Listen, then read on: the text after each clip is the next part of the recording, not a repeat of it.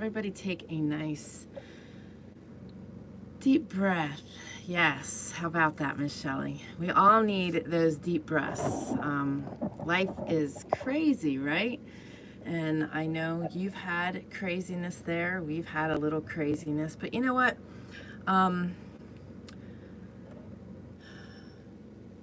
We need to keep our eyes on the prize. And I shared this yesterday in the class I'm teaching. And I think this is really, really important. Feel your chaos, feel what's going on, but don't allow your perspective to be your prison. I think that is just those are such powerful words. I heard that Sunday. Pastor spoke those words, and I'm like, oh my goodness, that is just so powerful and so true. And you know that that's the space I resonate out of all the time. Like, I am very conscious of my perspective. However, I do see, a lot of people across the board, whether client, whether friend, whether community member, whatever, where it's just so easy to allow our perspective to be just that. Our prison, yes, our shackles, all of those things. And it's like, as I talk about all the time, if you can't change your circumstances, we need to feel what we're experiencing and the things that are going on around us. But when we can't change our circumstances and the things that are happening in our lives, we need to do one of two things. I think you should just do them all together. Put them at the feet of Jesus and let Him take over. We don't have to drive and control everything. And leave it there. Stop thinking about it. Stop worrying about it. Stop all of those things. Now, if there are things that are in your control and you can make physical actions to change things, then, I think it's important that we pray about those things and allow God to lead the way. Yeah, Shelley says, at least I know she's still alive. Absolutely. Miss Shelley, may I share? Because it's live on YouTube also. Okay. So, and many of you that are following have maybe heard this before, because this has been ongoing for Shelley. Her daughter is an addict, and her name is Sarah, and she needs prayers. Shelley hadn't seen her in a while or heard from her, and put a little bit of a tickle in some of the officer friends that she has to just check on her. She says it had been about 6 months that she hadn't heard anything about her. So they did a little looking around and located her, and then she surfaced. And when she surfaces, it's not always really kind. So, just keep Shelley in your prayers. That's hard on a mama's heart. And also keep Sarah in your prayers so that, Papa can continue to work there and send the right people, nurture her heart. God's timing is always perfect. So that's what also makes it even harder on a mama's heart when things aren't happening the way we desire them to happen. And, we have free will. So it takes the will of those we're praying for to relinquish and to get to that place. And sadly, there are often people that need to get to ground zero before they are willing to make those adjustments. I am moving the camera here because it's a really weird angle. So now, in regard to things that we can control and change. Good morning, Miss Laura. I wanted to talk about my experience this weekend for a multitude of reasons. So I took a trip to the ER on Saturday. I do not care for, I'm just going to be frank. I've shared before. I don't care for the medical system a whole lot. I don't have a lot of faith in it. I'm sure many of you are in the same boat over the last 5 years. The medical system laughed at me 9 years ago, and had I listened to them, I wouldn't be here today. It was God diagnosing me, God leading me to the proper surgeon, which was absolutely incredible because she wasn't anywhere close to me. She was in Georgia, and she was the only one that had a proper procedure and detox protocol in place. So I lean on God, and I felt that there came a point over the weekend, because this has been going on for probably the last month, that I was at the top of the house. The rivers were flowing rapidly past me, and Papa was sending the boat, and I was concerned that maybe I was disregarding that boat and that nudge to take that step to confirm that there's nothing more going on. So during my healing journey, all my organs were very inflamed, very swollen. I couldn't sit, I couldn't lay. I could stand for a while, but my feet and my legs would get sore. The only thing I could do was walk. And, that wasn't a bad thing. That movement kept me alive. That movement then started strengthening me on the other side. But I hit that place again. About a month ago, I was doing a lot of work on the computer. When I sit too long, I get sore. And I was sitting, my workspace moves all day long. That's not because of this, it's because I desire to move. I have great scenery here, so I'm constantly moving around. And I got really sore. And then I had an allergic reaction to a supplement I was taking and got pretty inflamed, and found that when I laid on my left side, my heart beat very sporadically. So I don't normally have heart issues. So that was pretty, concerning. And so I didn't lay on my left side, but I also didn't go get it checked. And then I noticed it was happening in other scenarios. So that was red flag number one. The other red flag is this. As a breast implant illness survivor, I am cautioned to be careful, because there is a weird strain of cancer that is affecting those of us that are survivors of breast implant illness, and they attack other organs and other areas of the body. So because I was so swollen, I did feel sort of like I had a hiatal hernia, but I believe that was a result of everything being inflamed and things being pushed. I had a hiatal hernia before. I will say it now, as I said to the ER doctor, and I will say it again. Papa healed me of that, and that was removed from me because I couldn't do stretching. I couldn't do push-ups because I could feel it pop out years ago. And, that is, it totally, I've been free to do whatever I want to do, lifting, working out, whatever. So I know Papa healed me of that. But I was feeling those symptoms. I was also feeling a lot of acid, which is not normal for me either. But that could have been a result of the allergic reaction inflaming my stomach. So I, gave it some time, because I don't care for the medical system, and I'm certainly not jumping right away. I was treating the acid. I did get some, progress there, but I still felt awful. I still couldn't sit, and it seemed to be getting worse, and the inflammation was getting worse, and the swelling was getting worse. So we went to the ER. Now, I will say this. I did not go to my local ER that is a half an hour or more away. I drove an hour and a half away to go to the next closest hospital, because the closest hospital to me is, in my opinion, a joke. I know friends that had strokes that were there for a few hours and sent back home. Totally missed it.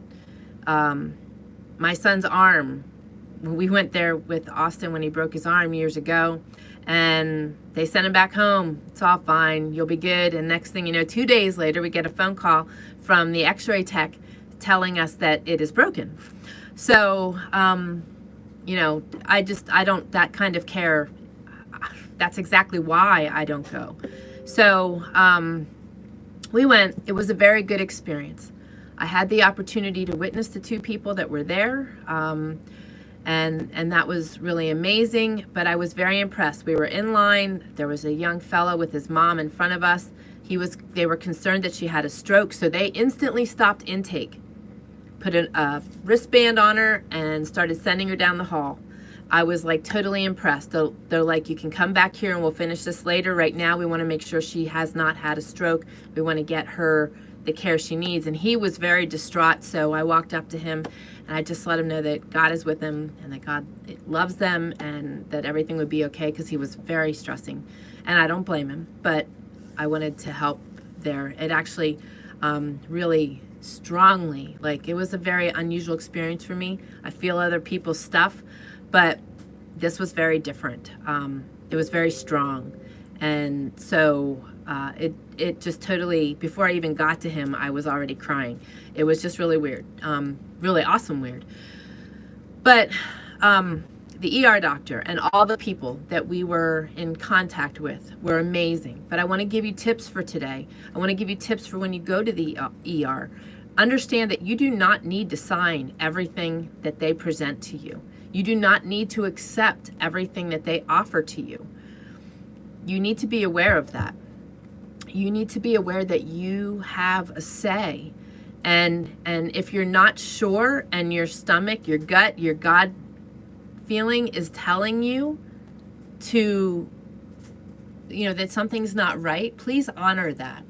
Please honor that. I would like to say also, it's really important, I held off going because the mountain man was off the homestead and I did not want to go without an advocate. I think it's extremely important that you have an advocate, whether it's your neighbor, whether it's your children, whoever it is. Do not go to the ER alone. If you have to go to the ER alone,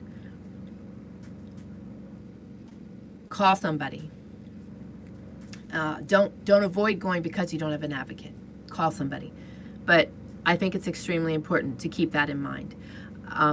Having somebody there that can speak for you if you can't is extremely important. Being prepared for what you may encounter. So here's the thing. I could have gone to urgent care, but I knew that urgent care, I wouldn't get answers in the day. I wanted answers, and I didn't want to have to, for lack of better terms, fart around and make all kinds of different appointments. This was definitely unusual, and I wanted confirmation that there was nothing happening. So knowing that I would be pressing for an ultrasound or something of the like, I actually took apricot seed oil because my body is sensitive. I can't do Band-Aids, I can't do adhesives, and I sure as heck didn't want to do their petroleum gel that they use to do ultrasounds. So I took apricot seed oil. I also took lemongrass because the smells really get me, but believe it or not, I was very impressed by the whole thing. The other thing that really impressed me is when I was talking to the doctor and sharing, and I said, if you don't find anything in the ultrasound, are you going to press for a scan? And he said, I don't like to jump on scans because of all the radiation, and I don't think that it's the direction I like to go if I can rule things out with just an ultrasound. So that was impressive. He was also, he did speak RX. He did give me a prescription for Prilosec, which I just, I didn't even balk about it. He knew where I was coming from, knew that I was very healthy, knew that I was very natural minded, was probably expecting an argument. I let him write it out, but I didn't fill it. Sometimes you just need to choose your battles, and, he knew that I was already doing things. So, but it was a good experience. But do realize that you do not need to sign everything, and make sure that when they give you something to sign, that you are questioning what it is that you're signing. You do not need to be jabbed in any way either in order to be seen. And if you don't have the funding to step into the ER, they still need to see you. They can make payment arrangements and varying things. So your care should always come first. So I'm going to share this with you also. The other reason I went is because I had a girlfriend that was a year younger than I am, pass away last year from a sudden heart attack. I don't know the circumstances leading up to that, but did she have, weird feelings and she didn't address them? Here's the thing. If it's something that is simple and we can, self-diagnose, or you can come to me and we can nurture and get to the root cause. That's one thing, but there are certain things that I don't feel we should mess around with. The heart is definitely one of them. Unless you are, you have and you're familiar with your body and you experience things like high blood pressure and you know that your medication is just doing something wonky for you, but still you don't, I really feel that we need to be our best advocates. We need to know when to go and when not to go. The other thing is, I had a client and a dear friend who was also a breast implant illness survivor. She was having gut issues that she just didn't want to contend with. Even when she was, visiting with me, that wasn't something that she wanted to address with me. She was doing breath work with me, and it was just something that she hated the medical system. She encountered the same thing I did, and she avoided it at all costs. It also cost her life, because when she did finally go with excruciating pain, over the top pain, she was so riddled with the rare strand of cancer. It's one of those really long names, so I'm not even venturing. She was just totally riddled, and they sent her home and gave her 5 days, and that's pretty much what she had. So, that's why I wanted to talk about this today. There's a time and a place. There's also a knowing, we know our local hospital is not a place I want to go or that I want to take my family to. And do your research. Do your research. Know where you need to go, when you need to go, so that if it does ever happen, you know where you're heading to. And just have things in place. I know was it you, Shelley? Yeah, it was you, I think, Shelley, that said, the other important thing is having things in place for what you desire to have happen in your life, dependent on what goes on. We were just praying for Andrew from Desert Drifter. He has free climbing, and his channel was so amazing. Really, really loved his channel, loved him and his wife. They were really good Christian people. He free rock climbed. So when I heard that he had a brain injury, that was my first thought, but it was actually him returning from a trip, exploring, and was in a car accident. They had him on life support, and he went to heaven, because when they did take him off life support, his body couldn't sustain, life. So this is a morbid kind of conversation maybe, but I think it's really important to have this conversation. If you have sensitivities to things, it's important for you to be proactive. I wasn't going in there and going to come home worse for the wear just because I allowed them to do everything. Some people will balk, but the ultrasound tech was very willing to accommodate me, and we worked through it, and she was a super sweetheart. So, I just wanted to talk about this today because, it's not somewhere we frequent, and even going to the doctor, the dentist. Obviously, we go to the eye doctor, and yes, I do go to the dentist, but again, it's like emergency, mainly more than anything else. And the doctor has been very, very far and few between, like maybe tops. For me, 5 visits, and that's only because I had some skin cancer over the years. But we go if we absolutely have to, because we know how to take care of much of everything else that needs to be taken care of on our own. But don't avoid care out of fear. Go in prepared, and do your homework. Do your homework. We saw and witnessed all kinds of crazy things over the last 5 years. So, having that fear of the white coats is totally understandable. And I went in there, we talked, the first thing I said when we jumped on here live this morning is, do not allow your perspective to be your prison. I shared that yesterday in my course, and I shared it in our community. I heard it on Sunday in our sermon. And that is such powerful, powerful words. And, you know, it's very easy after the last 5 years to have a perspective of doom. We need to go in with caution. We need to go in with care. But we need to go in if we need to. And I could have gone in with the perspective of doom and gloom, but I went in with the perspective that God was going to use this opportunity for me to be a light, even though I needed to just verify that there was nothing else going on. And, you know, with that trip came great peace, knowing that there's nothing else underlying, that I'm just inflamed and I just need to allow my body to regroup and nurture it and keep moving. And here's the thing, I am sitting right now on a yoga ball. I won't be sitting here long. I will be standing for my breathwork session. And I stood all day yesterday, and at the end of the day my feet were very sore. I was even marching in place to eliminate my feet being sore. But Sunday was a very glorious, gorgeous day here. I couldn't sit, I couldn't lay, and I didn't want to stand. It was beautiful outside. So I walked 12,000 steps with my family, which was already pre-planned. And, you know, movement is so important. And we need to remember that. Movement is super important, regardless where we're at.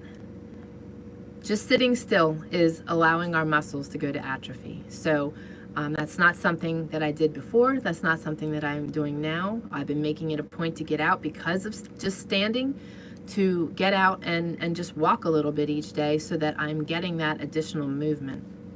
So, ooh, my system is running under low performance. That is so weird. Zoom is not responding. Hopefully you guys can hear me. I see Shelly still moving. I don't know, and I don't have a whole lot open, but let me just close. I don't want to close that either. Huh. I'll close this one. Okay. I don't know. All right. Well, hopefully I keep computing. All right.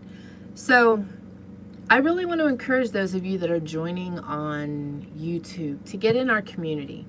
Every Wednesday when I go live here, we're going to talk about things related to homesteading, life, health and wellness. And in our community, we take that a whole lot deeper. I'm going to be jumping off of YouTube right now because I go face-to-face with my special access community that is in front of me on Zoom. That is a opportunity for them. It's also an opportunity for me because I get to know them very personally. I get to see them face-to-face. You know, I've only been, you know, I'm the one computing, talking to a screen all these years. Though you chat with me, it's just not the same. So I want to encourage you to also join the special access. You can join both at the same place by going to faithledhealing.com/community. And we are going to be continuing to take things much deeper.